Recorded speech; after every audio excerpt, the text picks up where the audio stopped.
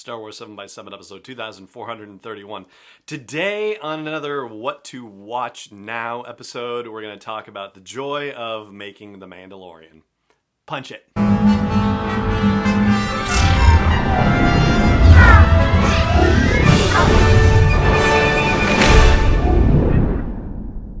Hey Rebel Rouser, I'm Alan Voivod and this is Star Wars 7 by 7, your daily dose of Star Wars joy. And thank you so much for joining me for it.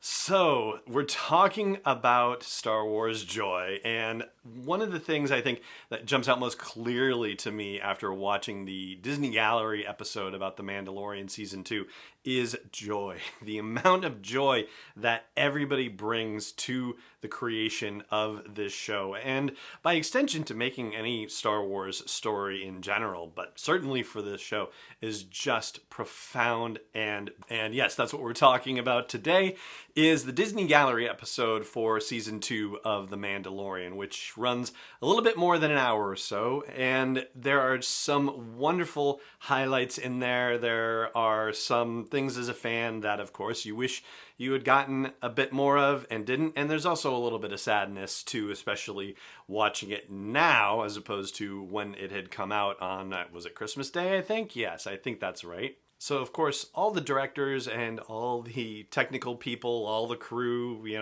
all of those folks are extremely excited about what they're doing, and their passion comes through.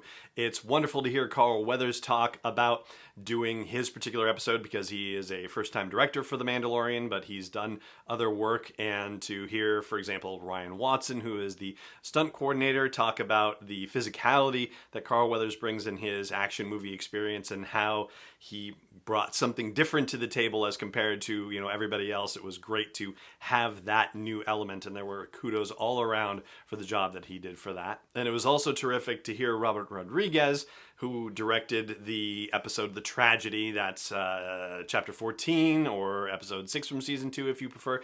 The episode where Boba Fett really arrives and we get to see him fight like the person that we had heard about all along, and to hear Temuera Morrison talk about how he was excited to be able to revisit the character and really become the son of Jango Fett, and how they wanted to make sure that he was everything that anyone had ever imagined from the moment that they saw him on screen in The Empire Strikes Back. That kind of commitment is just so wonderful, and it makes me feel like the Book of Boba Fett show is in the right hands with Robert Rodriguez being involved in the production and development of that show. I've said it before on the podcast, over the course of many years, that everything that's been presented to us about Boba Fett has made me be like, Boba Fett, who cares? Meh.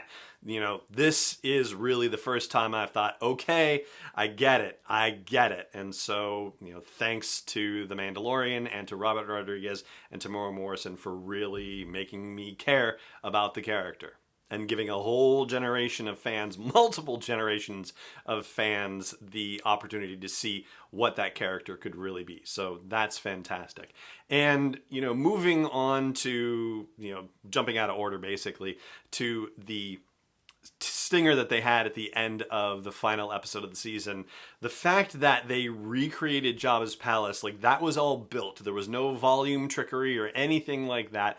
It was just not feasible for them to do it. So these kinds of behind the scenes details are just so amazing and incredible, and that's one of the things that I love about these Disney Gallery series and about anything that does behind the scenes stuff. So they talk about how committed they were to recreating it, and even Dave Filoni talks about how the desire to recreate it and do it so perfectly is not just to create the experience for fans watching it, but that it's also to honor all the cast and crew and people who worked on Return of the Jedi back in the 80s, and respecting their development and their contributions to the Star Wars saga. And that sentiment I thought was just beautiful.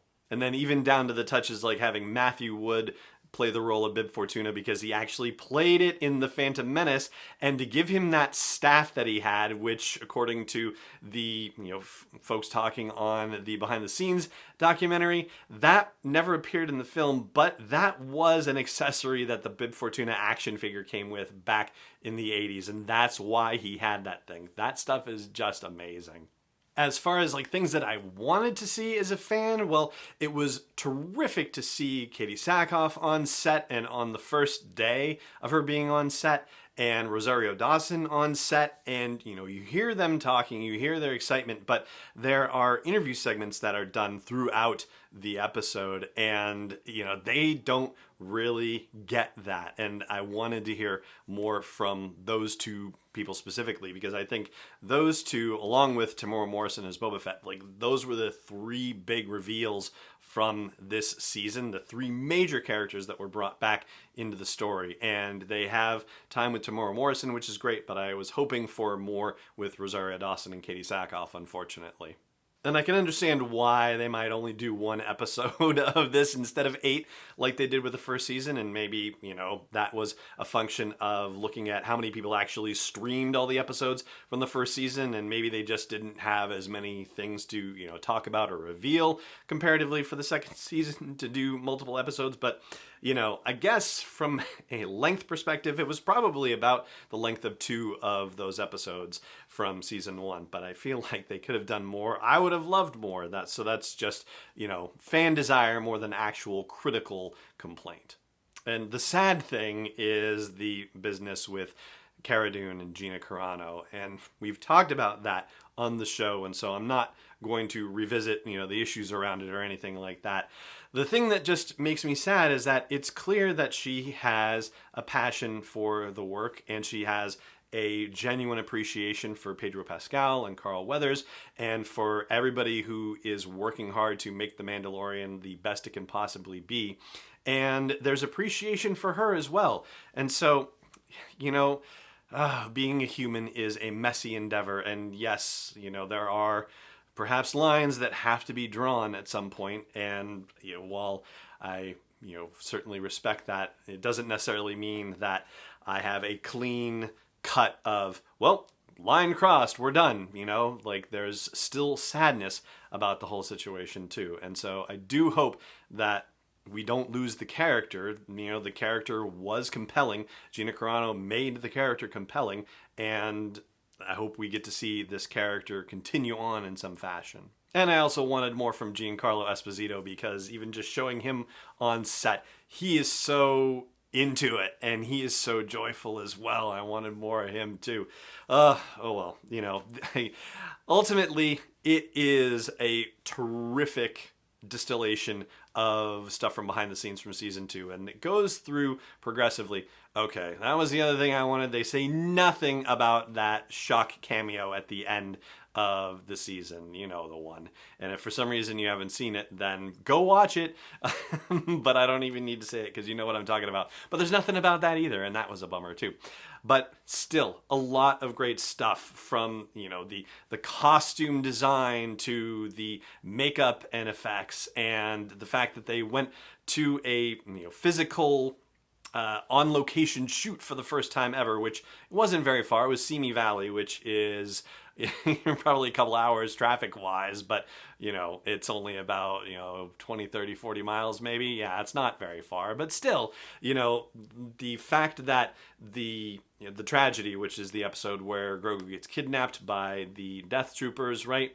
So normally they would shoot when they needed full sun on a space on the back lot where they have the volume, but even the back lot was not big enough. And so they went out to Simi Valley and were just having to haul things up into the hills, and it was an actual honest-to-goodness location shoot for the first time for them. And that's thrilling and exciting as well, the fact that they are willing to commit and to be able to do something like that. And again, this was all done before COVID, so they were out in Simi Valley before the pandemic happened and were able to do those sorts of things. So, it certainly makes you hopeful for the possibility that they could expand their horizons in season 3 and beyond. So if you have Disney Plus, I hope you check it out. It really is worth your time. And yeah, it's the joy. It does really transfer that idea of joy. So many people are so joyful about what they get to do and what they get to create. And that is a wonderful feeling that is worth sharing. And I'm glad that Disney is doing that by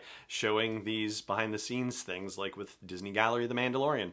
And that is where we're going to leave this episode of the show. If there was anything particularly remarkable about season 2 of The Mandalorian in its creation that you want to talk about, then chime in at facebook.com/SW7X7 or youtube.com/SW7X7 or even at home base at SW7X7.com and check out the comments for this episode on the blog post there.